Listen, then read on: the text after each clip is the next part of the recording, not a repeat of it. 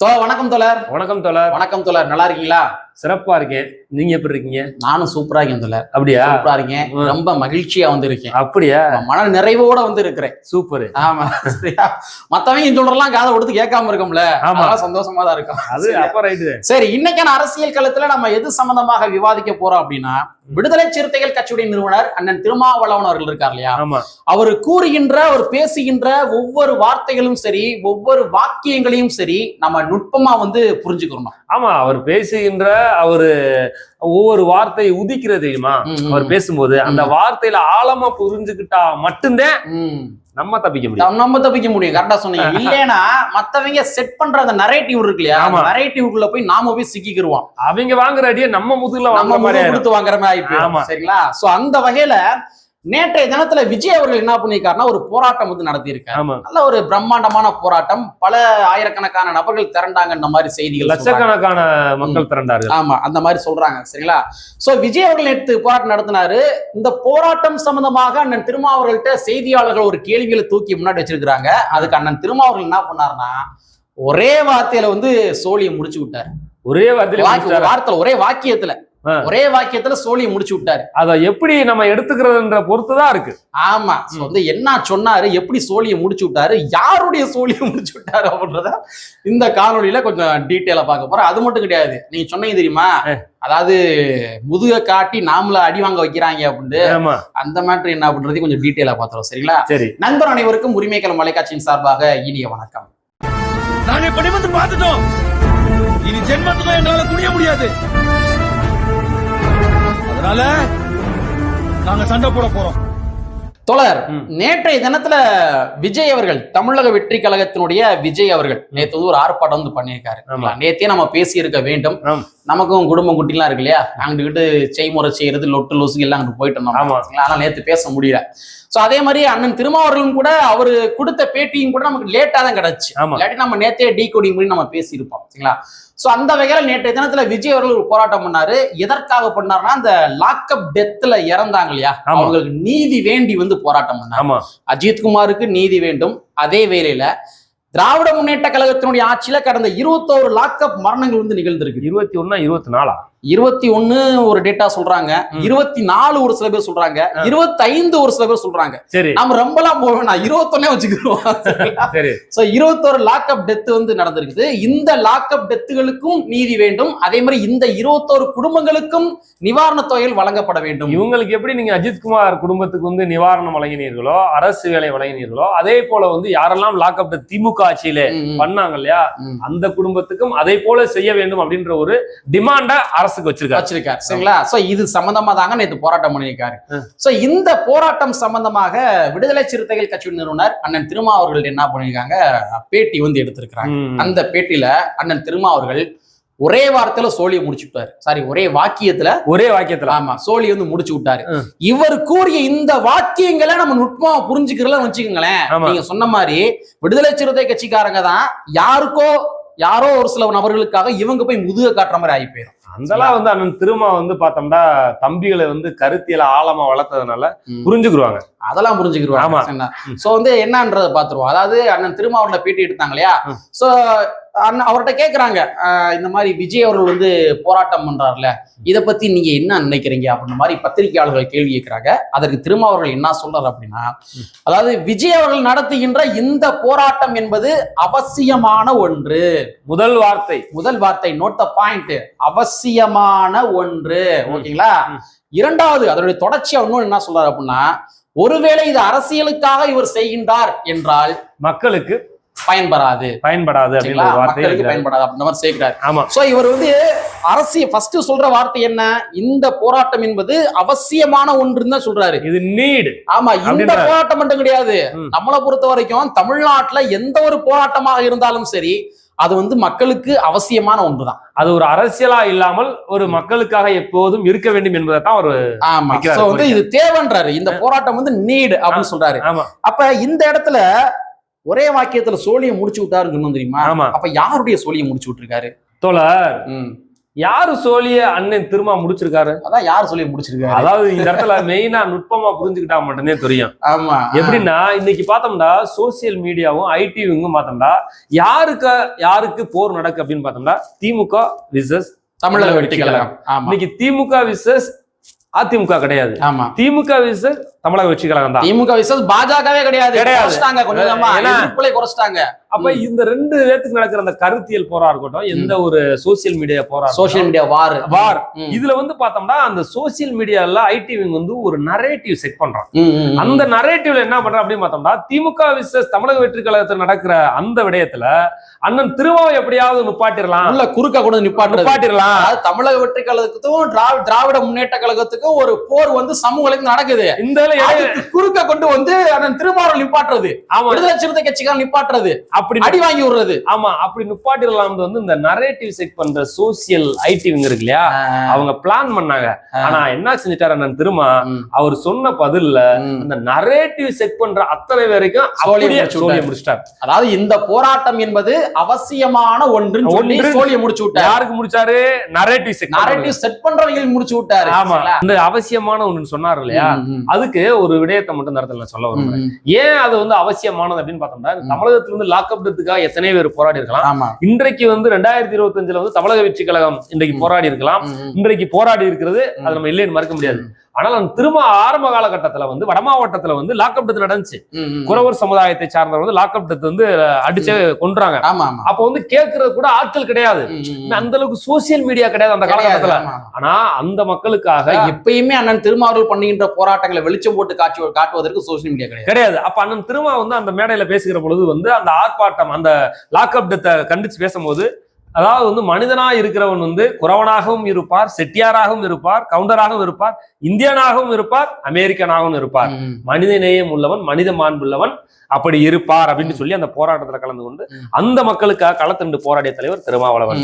இன்றைக்கு வந்து விஜய் வந்து இன்னைக்கு அதே விடயத்தை எடுத்து லாக்அப் டெத்துக்காக மொத்தமாக இணைத்து இன்னைக்கு போராடி இருக்கிறார் என்றால் வேண்டிய தேவை இருக்குல்ல. கண்டிப்பா கண்டிப்பா இல்ல. இப்ப நம்ம வந்து சமூக வலைத்தளங்கள்ல எப்படி இதை வச்சு இவங்க அரசியல் பண்றாங்க அப்படின்னா, அதாவது ஒரு 21 லாக்அப் மரணங்கள் கிடையாது, 1 கிடையாது 2 கிடையாது, 21 லாக்அப் மரணங்கள். இந்த 21 லாக்அப் மரணங்கள்ல பாதிக்கப்பட்ட அந்த குடும்பத்தை சார்ந்தவர்கள் இருப்பான் தெரியுமா? அந்த 21 நபர்களுக்குமே வந்து குடும்பங்கள் இருக்கும், பிள்ளைக்குட்டி இருக்கும். அவங்க எல்லாம் இன்னைக்கு அஜித்குமாரோடைய விஷயத்த நம்ம பேசி பெருசாக்குனதுனால இன்னைக்கு முதலமைச்சர் சாரி கேட்கிறாரு, முதலமைச்சர் நிதி தராரு. அப்ப கடந்த 21 நபர்கள் இருக்காங்க இல்லையா, 20 நபர்கள் 21 நபர்கள் இருக்காங்க இல்லையா, அப்ப இவங்களுடைய ஃபேமிலி என்ன ஆகுறது, அவங்க ஃபேமிலி எந்த நிலைமையில இருக்குது? அப்ப இதை பத்தி இந்த அரசு சிந்திச்சிருக்க வேணும்ல. அப்ப விஜய் அவருடைய இந்த போராட்டத்தின் மூலமாக என்ன நடக்குது அப்படின்னா, இந்த மக்களுக்கு வந்து ஒரு வெளிச்சம் போட்டு காட்டுன மாதிரி இருக்கு. ஆமா, வெளிச்சம் போட்டு காட்டுறது ரெண்டாவது நம்ம ஒத்துக்கிறோம். என்ன பொறுத்த வரைக்கும் விஜய் அவர்கள் வந்து ஒரு சிறந்த அரசியல்வாதியா அப்படின்னா அது காலப்போக்கில் வந்து அவருடைய கலப்பணியின் மூலமா தீர்மானம் 2026 சட்டமன்ற தேர்தலுக்கு பின்பு தெரியும். ஆனா விஜய் அவர்கள் அரசியல்வாதி என்பதை தாண்டி நான் அவரை எப்படி பாக்குறேன் அப்படின்னா, விஜய் அவர்கள் ஒரு மாஸ் மீடியா. ஆமா, அவர் வந்து ஒரு மீடியா. ஏன்னா இன்னைக்கு தமிழ்நாட்டுல அத்தனை மெயின் ஸ்ட்ரீட் மீடியாக்களுமே வந்து ஆளும் வர்க்கத்தினுடைய கைகள்ல வந்து சிக்கி சின்ன பின்னமா போய் கிடக்கு. எந்த செய்தியை போடணும், எந்த செய்தியை போடக்கூடாது, எதை செய்தியாக்கணும், எதை செய்தி ஆக்கக்கூடாது, மக்களிடம் வந்து இதுதான் செய்தி அப்படின்னு மாதிரி வலிந்து திணிக்கின்ற ஒரு நிலை வந்து இன்னைக்கு தமிழ்நாட்டுல வந்து இருக்குது. ஆனா விஜய் அவர்கள் இந்த இஷ்யூவை கையில் எடுத்ததன் மூலமாக அவர் வந்து அவருடைய ரசிகர்கள் இருக்காங்க இல்லையா, ரசிகர்கள் நீங்க தொண்டரா கன்வெர்ட் ஆயிருக்கிறாங்க, ரசிகர்கள் இருக்காங்க இல்லையா, லட்சோப ரசிகர்கள் இருக்காங்க இல்லையா, அந்த ரசிகர்கள்ட்ட வந்து ஒரு சேட்டலைட்டே இல்லாம ஒரு டிவி மாதிரி கொண்டு போய் சேர்த்துட்டாரு. இந்த மாதிரி ஒரு பிரச்சனை இருக்குடா, இதை நீங்க பேசுங்கடா, அந்த மக்களுக்காக பேசுங்கடா அப்படின்ற மாதிரி. இதுக்கு முன்னாடி கம்யூனிஸ்ட் இதை பண்ணிக்கிருக்காங்க, விடுதலை சிறுத்தை கட்சி பண்ணிக்கிருக்காங்க, அது மாற்று கருத்து இல்ல, அது மறுக்க முடியாது. விஜய் அவர்கள் எப்படி பார்த்தாலும் செகண்ட் பர்சன் தான், அவங்கள கம்பேர் பண்றப்போ செகண்ட் பர்சன் தான். பட் இருந்தாலும் விஜய்கிட்ட இருக்கிற அந்த மேன் பவர் இருக்குல்ல, அந்த மேன் பவர் வந்து மக்களுக்காக சூப்பரா யூட்டிலைஸ் பண்ணியிருக்காரு. இதை நம்ம அரசியலுக்காக அவங்க கம்பியை திருடிட்டு போனாங்க, அவங்க கூட்டம் கூடினாலும் அந்த இடத்த உடஞ்சு போச்சு அப்படிலாம் வந்து ஒரு ஃப்ரேமிங் பண்ற அரசியல் என்பது ரொம்ப ரொம்ப சில்லறைத்தனமான அரசியல். அது வந்து பார்த்தோம்னா ஒரு அண்டர் எஸ்டிமேட் பண்றதுக்கு ஒரு அளவீடு இருக்கு. ஆனா வந்து நீங்க அண்டர் எஸ்டிமேட் பண்றது வந்து பார்த்தோம்னா ரொம்ப படும் கேவலமா படு மோசமா இருக்கு. ஒரு காலகட்டத்துல வந்து திமுக பேச்சாளராக இருக்கட்டும், அதிமுக பேச்சாளராக இருக்கட்டும், எல்லா பேரும் வந்து கருத்தியலா வந்து பேச மாட்டாங்க, அசிங்கமா வந்துதான் பேசுவாங்க. அவ்வளவு கொச்சையா பேசியிருக்க காலங்கள்லாம் உண்டு, நம்ம சின்ன சிறு வயதுல கேட்டிருக்கேன். ஆனா அதை கூட அண்ணன் திருமா தான் இன்னைக்கு மாத்திருக்காரு. இப்ப இந்த விஜயோடைய போராட்டம் இன்னமும் கூட திமுக வந்து இந்த சிவாஜி கிருஷ்ணமூர்த்தி போன்ற ஆட்கள், ஒரு சில நபர்லாம் இன்னும் கெட்ட வார்த்தையிலயும் பேசுறாங்க ஓப்பன் ஸ்டேஜ்ல. ஆமா, அது கீழே இருக்கிற முக்கிய நிர்வாகிகள், சைடுல மேடையில உட்கார்ந்து இருக்க முக்கிய நிர்வாகிகள் வந்து ரசிக்கிறாங்க. பெண்களே அப்படி பேசுறாங்க. பெண்களும் பேசுறாங்க, திமுக காரங்க பெண்களும் பேசுறாங்க. இது என்ன விதமான ஒரு அரசியல் நிலைப்பாடுனே எனக்கு புரியல. ஆமா, இந்த நிலையை கூட வந்து இந்த காலத்துல இருந்து மாத்திய பெருமை அண்ணன் திருமாவுக்கு தான் சேரும். இன்னைக்கு தமிழக வெற்றி கழகம் இந்த போராட்டத்தை கையெழுத்திருக்கார் என்றால் இதற்கெல்லாம் விதை ஓட்டவர் தலைவர் திருமாவளவன். ஆமா, கண்டிப்பா. திருமானே அதே மாதிரி கம்யூனிஸ்ட் கட்சியை சார்ந்தவங்க. சோ ஹானஸ்டா சொல்றதா இருந்தா இப்ப இந்த 21 இப்ப நீங்க சொன்ன மாதிரி இவங்க வந்து ஒரு ஃப்ரேமிங் பாலிடிக்ஸ் பண்றாங்க, தவறா சித்தரிக்கிறாங்க இந்த போராட்டத்தை. அதெல்லாம் அவங்க வந்து அரசியலுக்காக பண்றாங்கன்றது அப்பட்டமா தெரியுது. ஆனா இவங்க அரசியலுக்காக பண்ண பாதிக்கப்பட்ட அந்த 21 குடும்பங்களுடைய வாக்குகள்ட்ட இருந்து இவங்க அந்நியப்பட்டு போயிருக்காங்க, சொந்தக்காரங்கள்ட்ட அந்நியப்பட்டு போயிருக்காங்க. அதே மாதிரி தலித்துகளுடைய இஷ்யூகள்ல வந்து விடுதலை சிறுத்தை கட்சிக்காரங்களும் கம்யூனிஸ்ட் கட்சிக்காரங்களும் வந்து எதிர்த்து பேசுகின்ற பொழுது அதை இவங்க தவறா ஃப்ரேமிங் பண்றாங்க தெரியுமா? தவறா ஃப்ரேமிங் பண்ணி பாதிக்கப்பட்ட மக்கள் மேலேயே வழக்கு போட்டு அவங்களே வந்து அக்யூஸ்டா மாத்துறாங்க தெரியுமா? சோ இந்த மாதிரி மாத்த இவங்க என்ன பண்ணாங்கன்னா பட்டியல் சமுதாய மக்களுடைய வாக்குகள்ட்ட இருந்துமே அந்நியப்பட்டு போயிருக்காங்க. அதான் நிதர்சனமான உண்மை. சரிங்களா? அதே மாதிரி இதர பின்ன பிசி எம்பிசி மக்களுடைய இஷ்யூக்கள்லயுமே அவங்க போதிய கவனம் செலுத்துவது கிடையாது. இந்த மாதிரி செலுத்தாத பொழுது அவங்க அந்த மக்களுடைய வாக்குகள்ட்ட இருந்துமே அந்நியப்பட்டு போயிருக்காங்க. சோ ஹானஸ்டா ஒரு போராட்டம் நடந்திருக்கு அப்படின்னா அந்த போராட்டம் உள்ளபடியே நல்லதா நடந்திருக்கா? இங்க முதலமைச்சர் 21 பேருக்கு நிவாரணம் கொடுக்க சொல்லியிருக்காருல விஜய் அவர்கள். எங்க முதலமைச்சர் கொடுப்பாரு பாரு, கொடுத்து காட்டினாரு பாருன்னு கொடுக்க வைக்கிறதுக்கு நீ வந்து டிபேட்ஸ் உருவாக்கு. ஆமா, டிபேட்ஸ் அதுக்கு உருவாக்கு. அதை விட்டுட்டு வந்து சென்டர் கார்டை உடைச்சு விட்டாங்க, கூட்ட நெரிசல், பப்ளிக் நியூசன்ஸ். ஏன் இன்னைக்கு வந்து சிஎம் வந்து ரோட் ஷோ போறாரு, பப்ளிக் நியூசன்ஸ் ஆகலையா? ஆகுதுல. எத்தனை கொடிய புடிட்டு போறாங்க, மரத்தை புடிட்டு போறாங்க, அங்கிட்டு உடைச்சு விட்டு போறாங்க, சேர உடைக்கிறாங்க, எல்லாமே நடக்கத்தான் செய்யும். இது வந்து சோசியல் மீடியால வர இவங்க என்ன பண்றாங்கன்னா வந்து ஒரு தவறாக ஒரு சித்தரிக்கின்ற ஒரு அரசியல், நரேட்டிவ் செக் பண்ண அரசியல், நரேட்டிவ் செக் பண்ற பேர்ல வந்து அதாவது வந்து அவங்களே டீமெரிட் பண்ணி இந்த நிலையை தான் உருவாக்கு. மக்கள் வந்து கூர்ந்து பாக்குறான், நீ என்ன பண்ற, நீ என்ன அஜெண்டா உருவாக்குற, நீ என்ன எப்படி சொல்ற அப்படின்னா, நீ whatever you make agenda, அந்த அஜெண்டா என்னவா இருந்தாலும் என்ன பண்றான் அப்படின்னு பார்த்தோம்னா அதை ஈஸியா வந்து ஃபைண்ட் அவுட் பண்ணிடுறான். இன்னைக்கு கண்டுபிடிச்சாங்க, ஃபைண்ட் அவுட் பண்ணிடுறான். நீ என்ன அஜெண்டா மேக் பண்ணாலும் அதை ஈஸியா ஃபைண்ட் அவுட் பண்ற அளவுக்கு ஏபிள் இருக்கு. கண்டிப்பா சோசியல் மீடியா அந்த அளவுக்கு பெரிய லெவல்ல போயிருச்சு. ஒண்ணும் இல்ல தோழர், அந்த காலத்துல பார்த்தோம்னு வச்சுங்களேன், கலைஞர் அவர்கள் என்ன பண்ணுவாங்கன்னா சட்டமன்றத்துல ஜெயலலிதா அவர்கள் பேசுகின்ற பொழுது ஜெயலலிதா அவர்கள் என்ன பண்ணுவாங்கன்னா விதி எண் 110 கீழ் வந்து சில திட்டங்களை கொண்டு வருவாங்க. ஏன்னா சட்டமன்றத்தை பொறுத்த வரைக்கும் விதி எண் 110 கீழே ஒரு திட்டங்களை கொண்டு வந்தாங்க அப்படின்னா, அரசு சார்ந்த திட்டங்களை கொண்டு வந்தாங்கன்னா அதை எதிர்க்க கூடாது, அதை விவாதங்களுக்கே உட்படுத்த கூடாது. அப்படி ஒண்ணு சட்டம் இருக்கு, விதி எண் 110. அப்ப அம்மையார் ஜெயலலிதா அவர்கள் இந்த மாதிரி விதி எண் 110 கீழே ஒரு சில திட்டங்களை கொண்டு வருகின்ற பொழுது நம்ம கலைஞர்கள் என்ன பண்ணுவார் அப்படின்னா, சட்டமன்றம் ஆரம்பித்து விட்டாலே அம்மையார் ஜெயலலிதா அவர்கள் இது போன்ற விதி எண் 110 பயன்படுத்துவது வாடிக்கையா விட்டது அப்படின்ற மாதிரி ஒரு கருத்தியல் ரீதியான ஒரு டிஃபென்ஸா தான் வச்சாரு கலைஞர் அவர்கள். இன்னைக்கு வந்து கருத்தியல் ரீதியான டிஃபென்ஸ் வந்து கிடையாது. அந்த கருத்தியல் ரீதியான டிஃபென்ஸ் வந்து மழுங்கி போய் ஆபாச ரீதியான டிஃபென்ஸ், அதாவது வந்து பார்த்தோம்னா அந்த போராட்டத்தை வந்து தவறாக வந்து சித்தரிக்கும் விதமான டிஃபென்ஸ். இந்த கருத்து அவங்க சொன்ன டிமாண்ட் ரைட்டா தப்பா? நீ ஒருத்தட்ட சாரி கேட்டா போதும் அப்படின்னு விஜய் சொன்ன போதுமா? 21 குடும்பத்திலே சாரி கேளுங்க, நல்லதானே சிஎம் சார் கேளுங்க சார் அப்படின்னு சொன்னாரு. அதுக்கு ஏதாவது டிபேட் உருவாச்சா? அதைத்தான் நீங்க கேட்டுட்டு வந்து நீ சொன்னேல நான் கேட்டேன் பாரு, இதாண்டா எங்க திமுக அப்படி சொல்லு. அதையும் சொன்னாரு விஜய். இன்னொன்னு சொன்னாரு தெரியுமா? அதாவது வந்து அதிமுக ஆட்சியில வந்து சாத்தன்குளத்துல வந்து லாக்அப் டெத் நடந்துச்சு இல்லையா, 2 பேரு, பெனிக்ஸ்.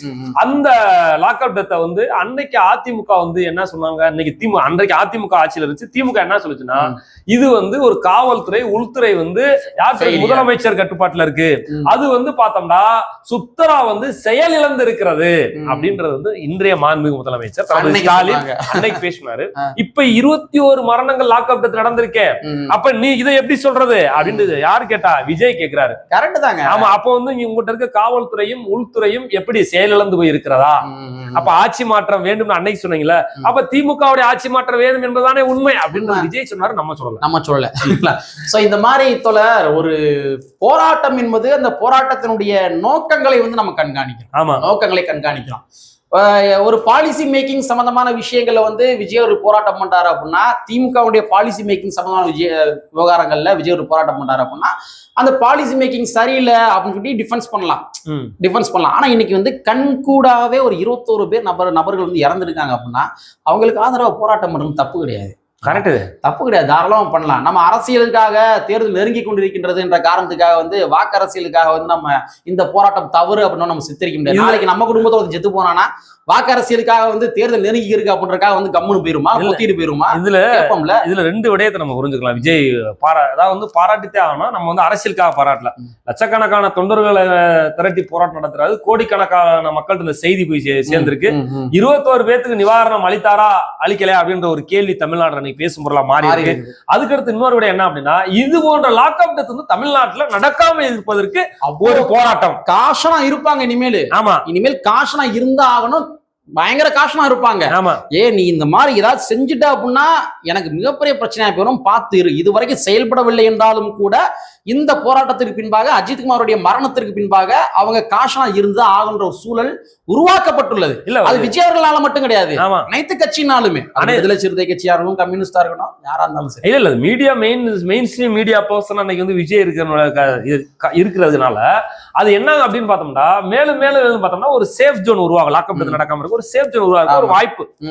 அந்த தான் நம்ம வந்து சொல்றது. கண்டிப்பா நம்ம அரசியலுக்காக ஒரு பாராட்டல, அவர் ஒரு மாஸ் மீடியாவை செயல்பட்டு நீங்க என்ன பண்ணிருக்காருன்னா, அவர் நல்ல அரசியல்வாதியா இல்லையான்றது வந்து எதிர்காலத்துல நீங்க சொன்ன 2026 தெரியும். ஆனா இன்னைக்கு வந்து ஒரு மாஸ் மீடியாவா அவர் இருக்கிறனால, மெயின் ஸ்ட்ரீம் மீடியாவாக அவராவே இருக்கிறனால, விஜய்ன்ற ஒரு பிராண்ட் இருக்கிறனால இன்னைக்கு சோசியல் மீடியால அத்தனை நபர்களுமே இந்த இஷ்யூ பேச ஆரம்பிச்சிருக்காங்க. நீங்க சொன்ன மாதிரி பல சந்தேகங்களுக்கு வந்து விடை கிடைக்கக்கூடும். இதுல இன்னொரு விடயம் தெரியுமா, இந்த அஜித்குமார் மேட்டர்ல ஒரு முக்கியமான ஒரு தமிழ்நாட்டில் ஒரு சேஞ்ச் ஆச்சு.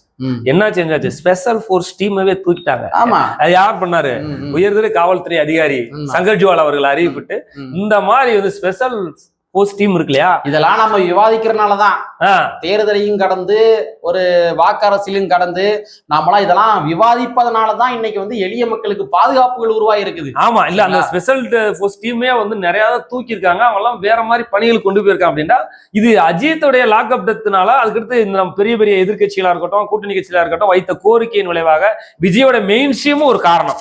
கண்டிப்பா. அதனால இன்னைக்கு என்ன ஆயிடுச்சு அப்படின்னு பார்த்தோம்னா, காவல்துறை ஒரு மாற்றத்தை நோக்கி நகர்ந்து இருக்கிறது அப்படி நம்ம சொல்லலாம். அதுல சோ வந்து இன்னைக்கு இந்த வீடியோல நம்ம பேசின முக்கியமான விடயங்கள் என்னென்ன அப்படின்னா, அதாவது அண்ணன் திருமாவர்கள் கூறுகின்ற ஒவ்வொரு வார்த்தைகளும் சரி, அதுக்கு பின்னால் 1000 அர்த்தங்கள் ஒளிந்திருக்கும். அதை வந்து நம்ம சரியா புரிந்து கொள்ளவில்லை என்றால், அண்ணன் திருமாவர்களையே கொண்டு போய் தமிழக வெற்றி கழகம் திமுக நடுவில் நடக்கிற சண்டையில கொண்டு நிப்பாட்டி இவர் அடி வாங்கி விட்டுருவாங்க. அந்த வேலை வந்து நுட்பம் பாக்குறாங்க, அதை நம்ம தெளிவா புரிஞ்சுக்கணும். ரெண்டாவது, இன்னைக்கு விஜய் அவர்கள் மெயின் ஸ்ட்ரீம் மீடியாவை வந்து செயல்பட்டு இருக்காரு. அதான்